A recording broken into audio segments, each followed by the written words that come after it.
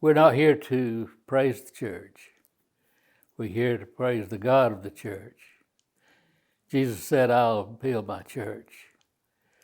He built a great church using men and women to lay the foundation for what is today Second Baptist.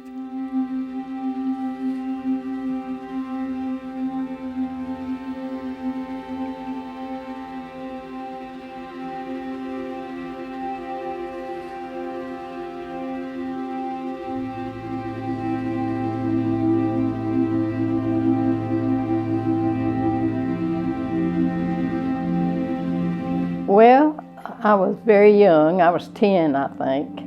It was 1946 when I came, December of 1947. Bill Clinton was the pastor at that time. Everybody worked together because it was nobody in the town really had any money. It was a spur-of-the-moment town since the war was going on. Everybody was working together, trying to knock on doors to get people to come to visit the mission, and it began to grow a pretty good bit. I came to Second Baptist Church when I was a baby. My mother was already a member, and so I started as an infant, and I continued through till today. I've seen the church grow from all the way from 6th Street all the way to where they are now, and their faithfulness has been unreal. They have given beyond what most churches give. It started from that foundation of people that came first to second, that started the church and carried through till today.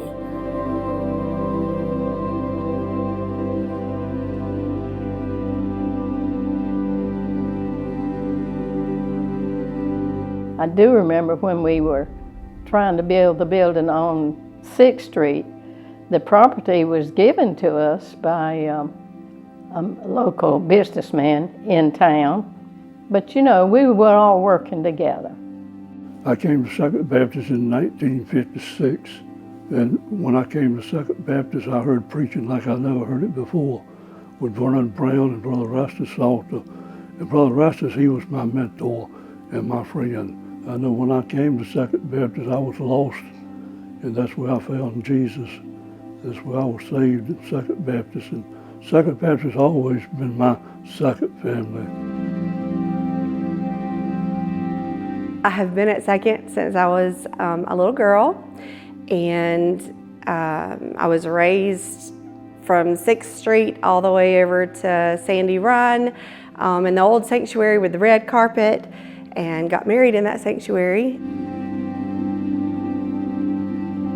I love not only God's faithfulness, but the legacy that is in Second Baptist Church of the faithfulness of the people that God used. In my life especially, I remember, Children's Church on 6th Street. It's something that you just hold on to that a lot of people don't get in their churches that we have the memories of.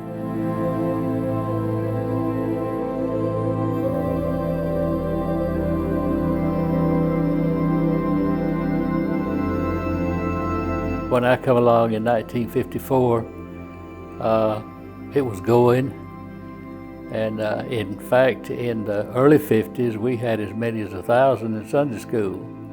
In the early 80s, Brother Rastus called me and Warren McCannon, he was the building chairman, to his office, and we had plans already drawn up for a new sanctuary in the parking lot.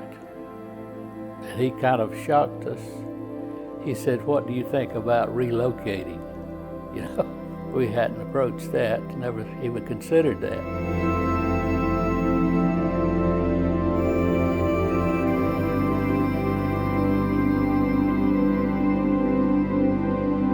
We found 10 acres of land at a cornfield at the present location, and the price of it was $80,000. Brother Rastus challenged the church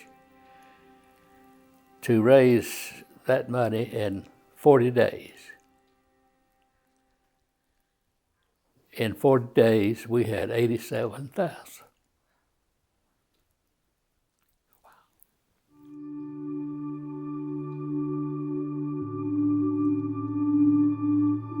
I have seen God's faithfulness in my family through Second Baptist Church. So with that being said, my great-grandma served in the Wednesday night supper ministry, taught Sunday school for over 50 years, and her daughter, my grandmother, was the church secretary for 38 years.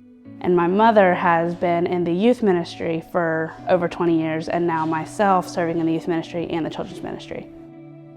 There's so many people that are now still in Second Baptist that had an influence in my life. The faithfulness of God through all of this, it just goes back to the faithfulness of the members of Second. They have just built a foundation for Second Baptist that even through the hard times, and there have been hard times, they just kept going, and which taught us to keep going no matter what, that God is still going to be faithful even through the bad times. I have a lot of memories running through the office hallways. I really just felt at home at Second my whole life. Anywhere else that we visited, or if we didn't live here and I was going to the church there, I always felt like Second was where I needed to be. And I pray for Second Baptist every day. I pray for our pastors. I would never imagine that we would be where we're at today. It is a wonderful thing to have my great-grandchildren grow up in Second, just like I did my grandchildren. Of course, I believe this is the greatest church in the world.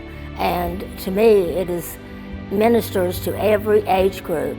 And I think that this will leave a heritage for them, from what we have left to them, to their children, on to their children. He is faithful.